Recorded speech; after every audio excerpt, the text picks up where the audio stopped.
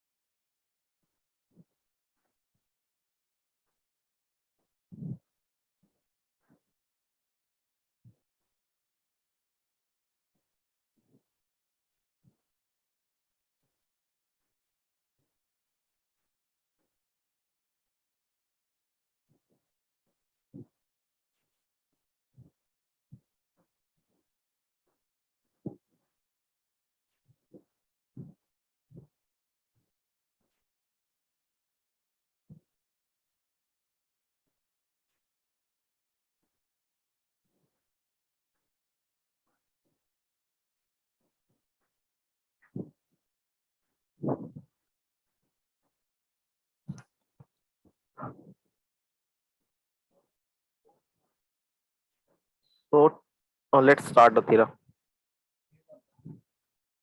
Okay. So this question came in.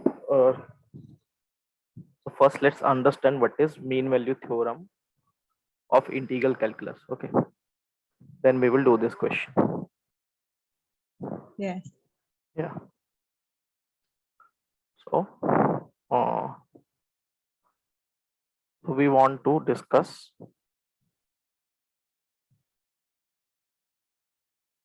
mean value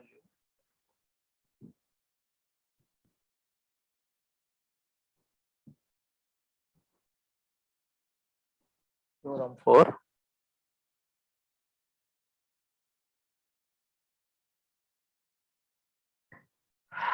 integral calculus.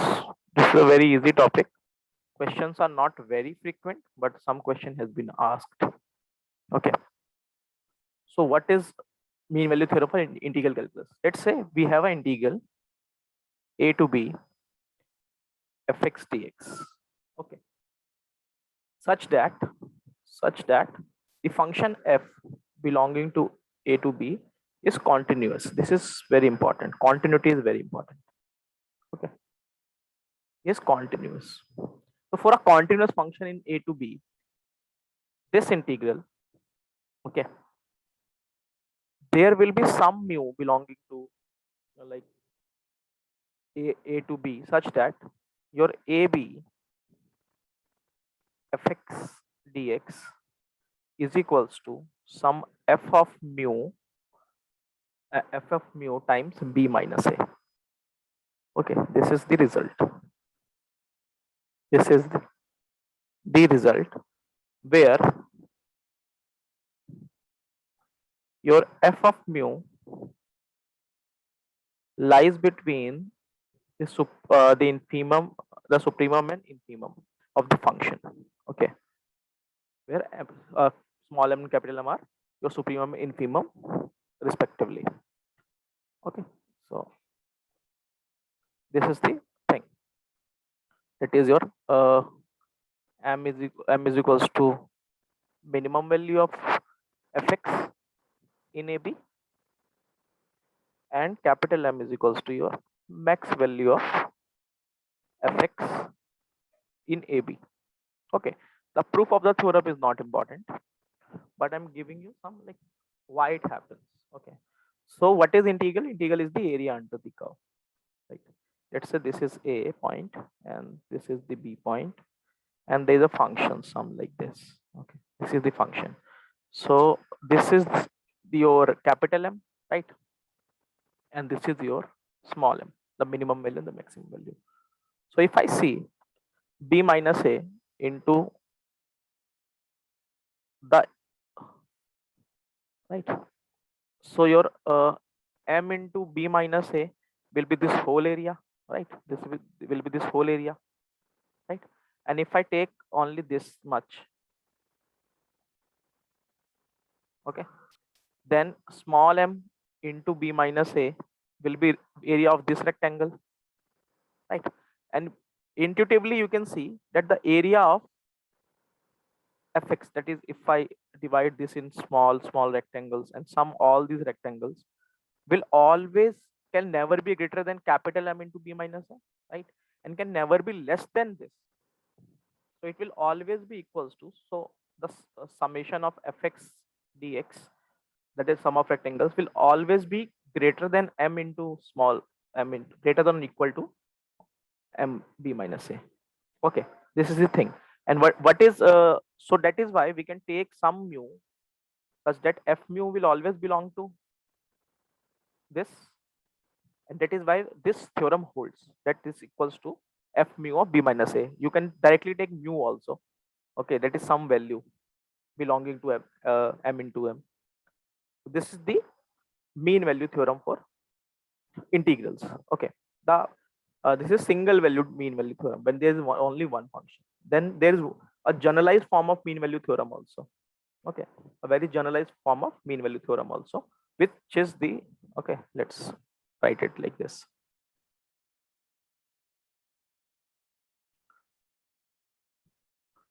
General mean value theorem. Okay, what does it say? In this case you have two continuous functions, f and g are continuous functions in AB. Okay, having, this is very important, same sign, having, that is they should either be both positive or both negative. Okay, then the integral of a to b of f into g dx is equals to mu times integral of a to b g dx, or you can say some lambda times a to b f dx. Okay, where if you want to take, you can write it in this manner also, that integral a to b f of g dx is equals to f of mu times a to b g dx. Okay, and if you take g as 1 here, you will get the first mean value theorem because a to b will be b minus a. Okay, so this is the more generalized form of your mean value theorem. Okay, so let's solve a question on it. This question came in 2018. Okay, so the inequality is this, you can see this is the question. Very easy question, came for 10 marks. So what is the theorem here? So you have some a to b f g dx, right, where your a is equals to pi by 6, b is equals to your pi by 2. Okay, f can be taken as x, g can be taken as your sine x, or you can take, so using the generalized mean value theorem I can write it like this. Okay, let's solve it here. I have to prove. Question is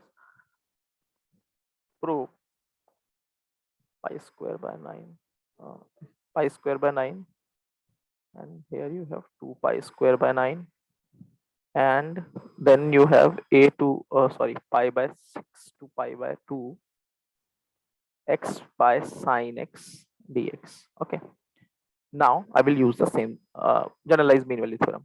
Okay. If I take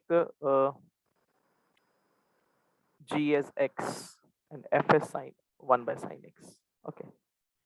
Then if you see sine x in the interval pi by 6 to pi by 2, okay, it is increasing, right? It is increasing. So 1 by sine x will be decreasing, right? So if you see, so 1 by sine x will always be greater than 1 by sine of pi by 2 and always be less than 1 by sine of pi by 6, right? So that is your 1 by sine x will always be greater than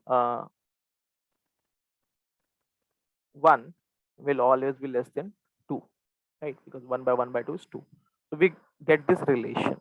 Okay, we get this relation, and from this relation we can prove this theorem. Okay, so therefore this integral a to b x by sine x dx is always greater than equal to your, okay, always greater than equal to your minima times, okay, integral a to b x dx, and always less than equals to your maxima times a to b x dx, right?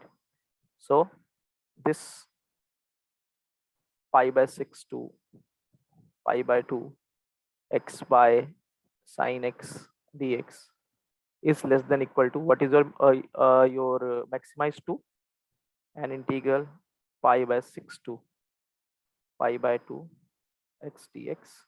Similarly, this will be greater than 1 into pi by 6 times pi by 6 to pi by 2 x dx, and then you are done. It is nothing.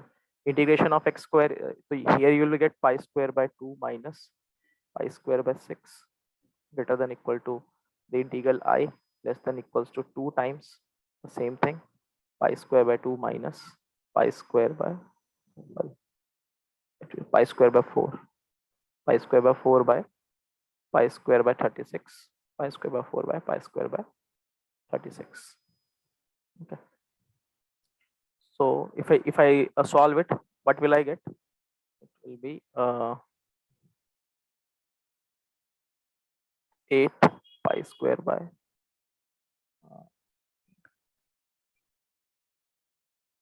making some mistake, pi square by 6, pi square by 6 to pi by 2, 2 pi square by 9. Okay, cool. Then it is x square by 2.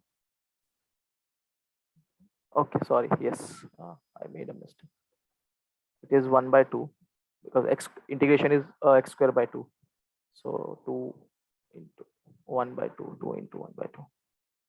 Okay, so I will get 1 by 2, 4, 36 less than I, less than your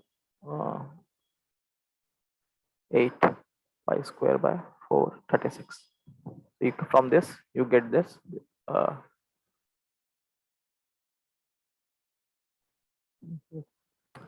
I made a calculation mistake here. From this I will get, let me correct it. Sorry. Calculation part is correct. Okay, let me check what I'm making a mistake here. Pi square by 9 I want, right? Pi square by 4, 1 by 4 minus 1 by 36. So this will be 9 by 36, 8 by 36. This will be 2 by 9. No, calculation. Yes. This is okay. So everything is correct. I don't know. So here we have got 1 into pi by 6 to pi by 9. And we have got x dx. Here you have got y, 2 into integration pi by 6 to pi by 9 x dx. So I will be in between your x square by 2 pi by 6 to this is pi by 2. Pi by 2 less than equals to 2 times x square by 2 of pi by 6 to pi by 2. So this will be your pi square 1 by 2 of pi square by 4 minus pi square by 36 less than equals to I less than equals to this will be your pi square by 4 minus pi square by 36. Right. Oh, if I solve it, I take by 8. This will be pi square by 8. 1 minus 1 by 9 a square by 4. 1 minus 1 by 9. So this will be pi square by 8 into 8 by 9 less than equals to I less than equals to pi square by 4 8 by 9.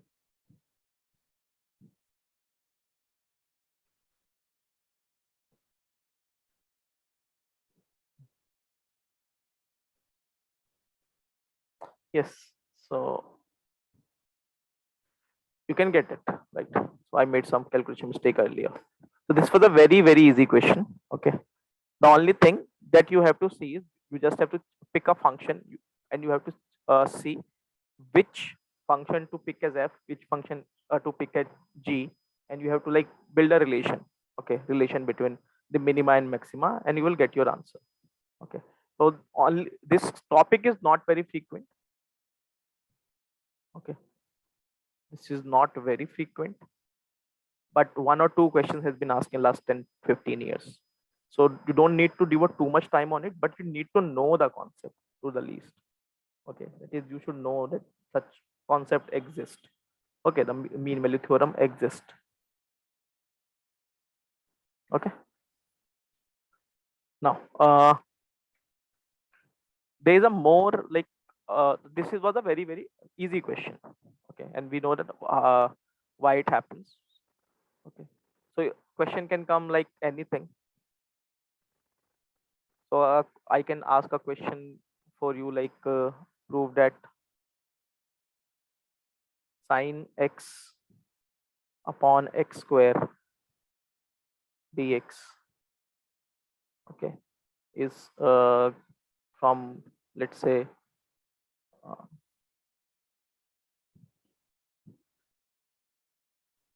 pi by 4 to some pi by 2, and I can give you a relation in this.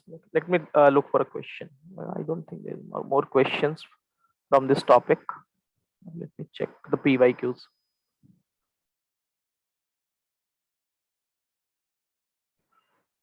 Integral calculus.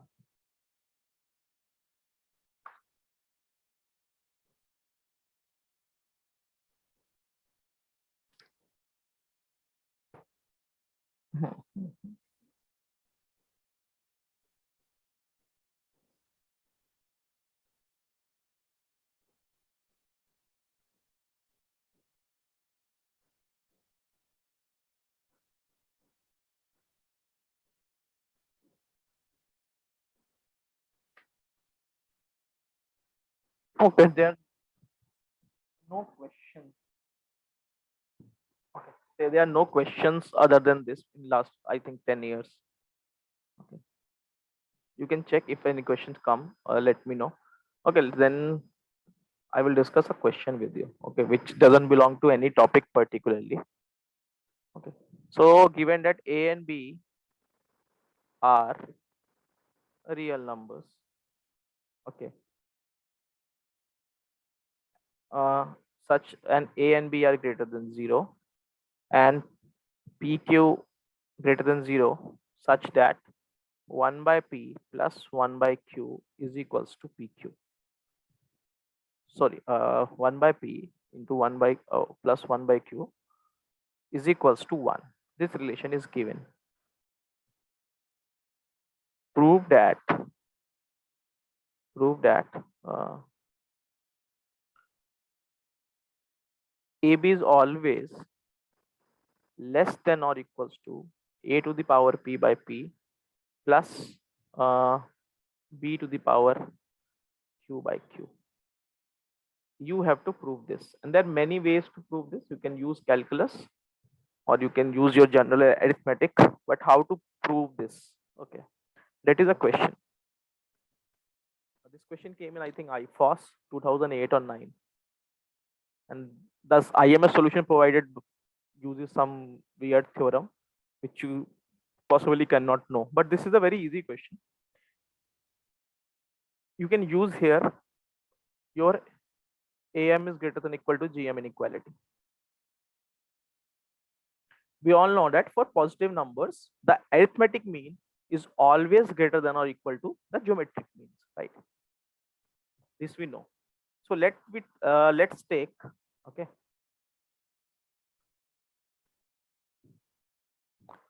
Okay, so given 1 by P plus 1 by Q is equals to 1. This implies that P plus Q is equals to PQ. We will be using this, okay. P plus Q is equals to PQ. Now, A and B are greater than 0. P and Q are greater than 0. This implies A to the power P, B to the power Q will be greater than 0, right? Now consider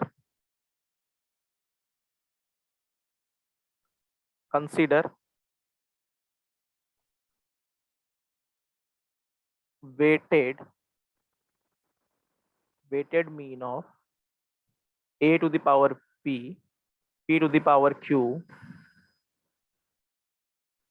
with weights Q and P respectively. Okay, so what will the weighted mean? The mean will be, okay, the arithmetic mean will be Q times A to the power P plus P times B to the power Q upon P plus Q, right? This will be your arithmetic mean. What will be your geometric mean, right? The geometric mean will be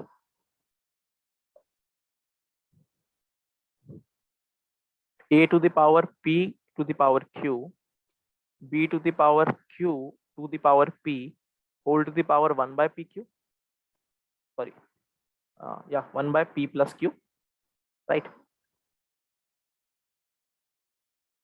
Right, this is the geometric mean.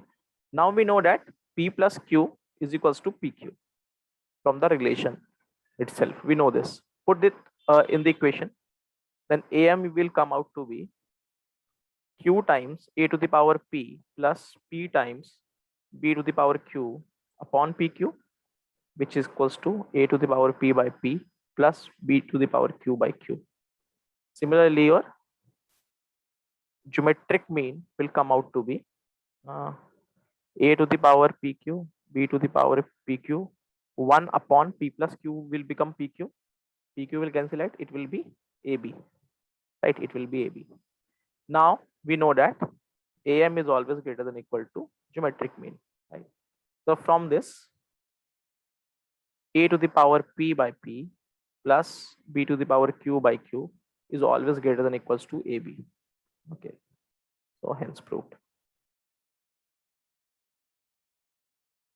This was a question but it was quite difficult to think in the exam, so it was a tough question for most of the people. Okay, another way you can pick a function like A to the power X, and then you can if I take A to the power X, and then I can check for if it is of increasing function, decreasing function. I'll share that solution with you. Okay, then there's this one more question, like miscellaneous question. Okay, question is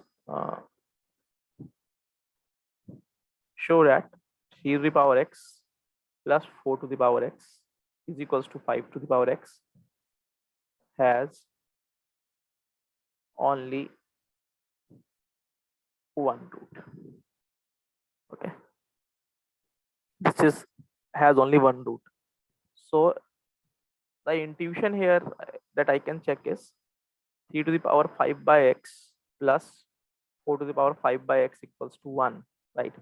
This can be taken as sine theta. This can be taken as cos theta. And then we know that only sine square theta plus cos square theta gives 1. So x equals to 2 is a solution indeed. Okay, that you can check also. 9 plus 16 equal to 25. So it is a solution. But how to prove that it has only one root? Okay, first let's check there is a root. Okay, there is a root. So fx is equals to 3 by 5 to the power x plus 4 by 5 to the power x minus 1. Okay, and limit x tends to infinity, fx, if you see, this will become 0 because this is less than 1. Okay, this is less than 1, 0, minus 1, this will be minus 1. Limit x tends to minus infinity, fx is equals to infinity plus infinity minus 1, because this is less than 1. So negative powers will be greater than 1, so negative infinity will tend to infinity, so you have infinity. So by the intermediate value theorem, okay, this is a continuous function, and for if a continuous function is going from, let's say, your from -1 to like minus n, okay, sorry, not this, it is going something like this. Okay, -1 to it is going to infinity, and this is going to -1 here. Okay, like this. So in this case, there must be at least one root. There can be more than one root also, but minimum one root has to be there. Okay, the minimum one root has to be here. Then how will you show that this has only one root? Okay, so if you can show that fx is strictly increasing or decreasing, that it is monotonic, then you are done. You have shown that there is at least one root. Now if you show that the function is monotonic, so it means the function cannot be like this. It will be either like this, or it will be either be like this, coming down, going up. It cannot have a hill, right? So let's check what is f dash x. Okay, it will be 3 by 5x ln 3 by 5, okay, plus 4 by 5x ln 4 by 5, right? This is the function. Okay, so if you this will always be positive, this will always be positive, this is less than 1, so ln of alpha is less than 0 if alpha is less than 1. So this is negative, this is also negative, so completely f dash x is less than 0 for all x, right? It means this is a monoton it means this implies fx is monotonically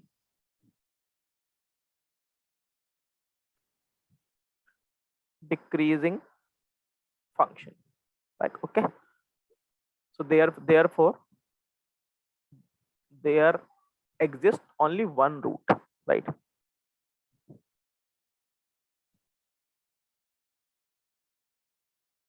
Only one root, x is equals to 2. This was the, okay, this was the 2. Okay, now there's one very important question which can come in your exam. Okay. Let's discuss that question. And, like,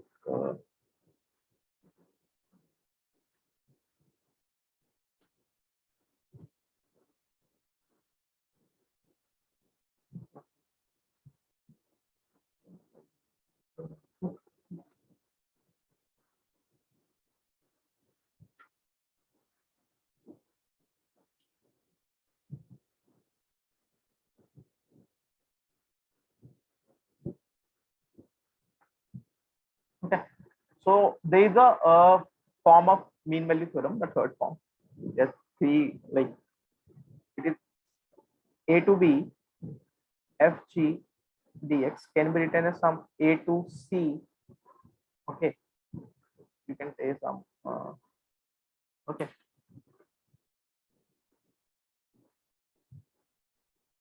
fa, because there is a lower limit, times g dx plus fb times c to b g dx.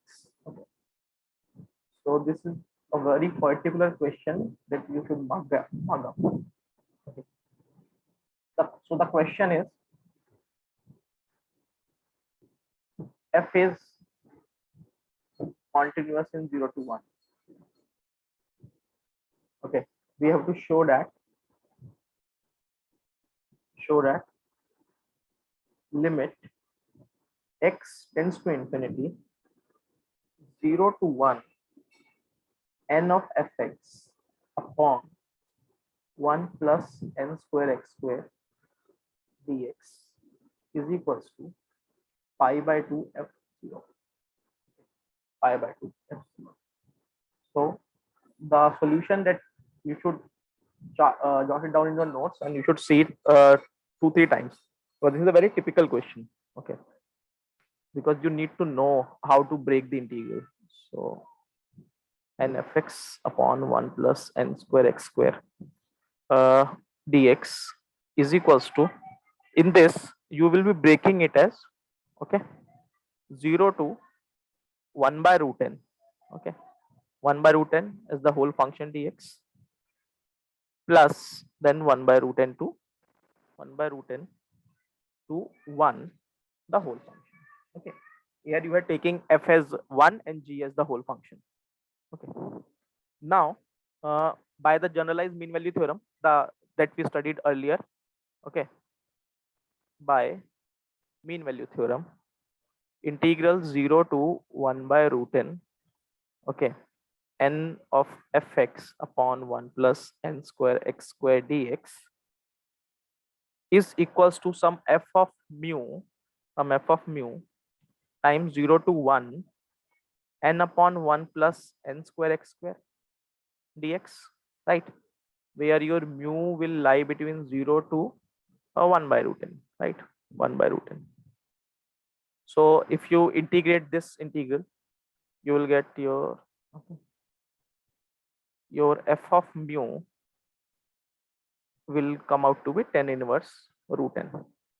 Okay, 10 inverse root n. And when n tends to infinity, so your mu will tend to 0. Why? Because mu lies between 0 to 1 by root n, and tends to infinity. This will, the right hand side will, this will also tend to 0. So mu will tend to 0. So this limit n tends to infinity of the integral 1 will tend to f0, and 10 inverse infinity, which is pi by 2, it will tend to pi by 2 f0. Okay, so the first integral, that is this integral, is coming out to be this value. So we have to show that the later integral is 0. Okay, that can easily be shown. Okay, that can easily be shown. So so we know that f is continuous. Okay, f is continuous. F is continuous in a closed interval. In closed interval 0 to 1. Every continuous function in a closed interval will be bounded. It will have a maxima, right? So there exists a k such that mod fx is less than or equal to k for all x 0 to 1. Okay, for all x 0 to 1.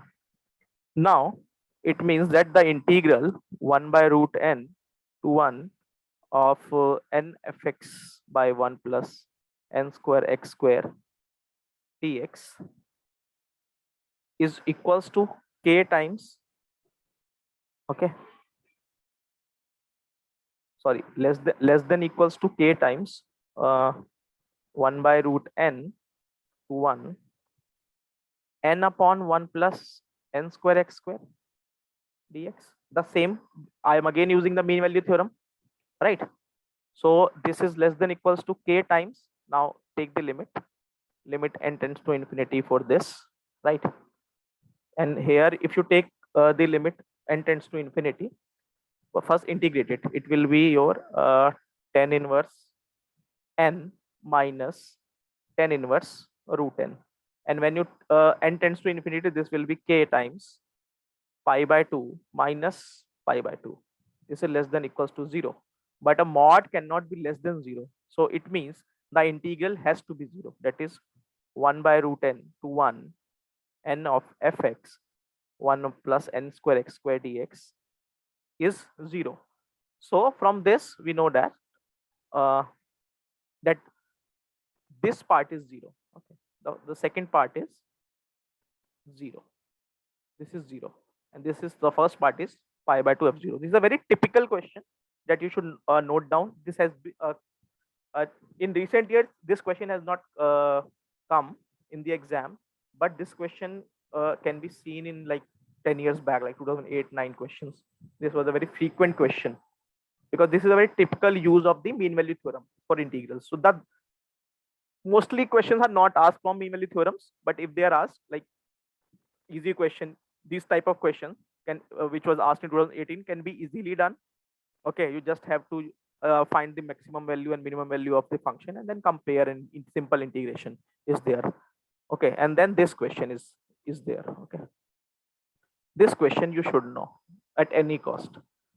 Okay, this is a very typical question, not very tough, but you cannot think of it in the exam. You should know the solution already to do it. Okay, so only 2 minutes are left. If you guys have any question, like 5 minutes are left. If you guys have any question, you can ask me. Any question about the thing we discussed, or like any like confusion in mean value theorem or the generalized mean value theorem? Okay, so mean value theorem is for one integral. Generalized mean value theorem is when there's a product of two functions. Okay, so that is for this meeting. Okay, there's not much question to practice, not in the book also. I was looking for it, but I could not find a single question in the exercise, so that's why I could not give more questions. Okay, okay. So there's a one very beautiful question for 10 marks, for 20 marks. Okay, and it was such a easy question for 20 marks. The question was, okay, show that f show that even if f is not R integrable, that is not Riemann integrable, mod f can be R integrable. Mod f can be R integrable. This was the question that showed that f is not Riemann integrable, but mod f is Riemann integrable. There can be a function for that f is not itself, it's not Riemann integrable, but mod f can be R integrable. So in the last meeting also I told you that the Dirichlet function, right? The Dirichlet function is the best function to be used as most of the counter examples or most of the like intuitive functions. Okay, so I can build a function because I know that the Dirichlet function is not R integrable. Okay, the Dirichlet function is not R integrable, right? We know this thing that Dirichlet function is not R integrable. That is the function fx such that is equals to a when x is rational and equal to b such that x is irrational, such that x is irrational. This function is not Riemann integrable, right? We know this unless or until a equal to b. So can I create a function? Yes, I can create a function. Let's take this. Okay, fx equals to 1 and minus 1. X is rational. X is irrational. Okay, now you can show that fx is not, and this is not R integrable. Not R integrable. Why? Because if you will take the upper UPF, okay, the UPF will contain this one and it will be a positive value. And the LPF, if you find the LPF, it will be a negative value because LPF will consist this -1 as the function's value, right? So this will UPF will not be equal to LPF. That is your upper integral and the lower integral. Okay, that is your negative integral and the positive integral are not equal in this case. So this is not our integral. But what is mod f here? Mod f here is 1, a constant function. Right? A constant function. And a constant function is always R integrable because the minima, maxima, all values are equal. So constant function is always R integrable. And you can show it also with the definition also, because this was 20 marks question. You can easily show that this is not R integrable. Okay, using a definition, and you can show that this is R integrable using the same definition. This was a very, very easy question for 20 marks. So whenever such kind of questions are asked, please see, can we use the Dirichlet function? Because Dirichlet function serves as a very, very good counter example for in most of the cases of your calculus, both integral and differential calculus. So always keep this function handy. Okay, because whenever something is asked, okay, instead of thinking of random function, start with Dirichlet. In most of the cases, this will help you. In 10% of the cases, if this doesn't help you, then you can like move to think of something else. Okay, you can move to some like in last class we did this. Okay, right? That show that f is not continuous, g is not continuous, but fg is continuous, right? Is continuous, right? So what we did, we took f as 0 1 Dirichlet, g as 1 0 Dirichlet. Now f and g will be a constant function 0, and constant functions are continuous. So Dirichlet functions can help you a lot in lot of examples. Just know that. Okay, just keep that function handy. So we will meet at 4 and we will discuss Jacobians and we will discuss asymptotes. Okay, so bye for now. Take a 15 minutes break.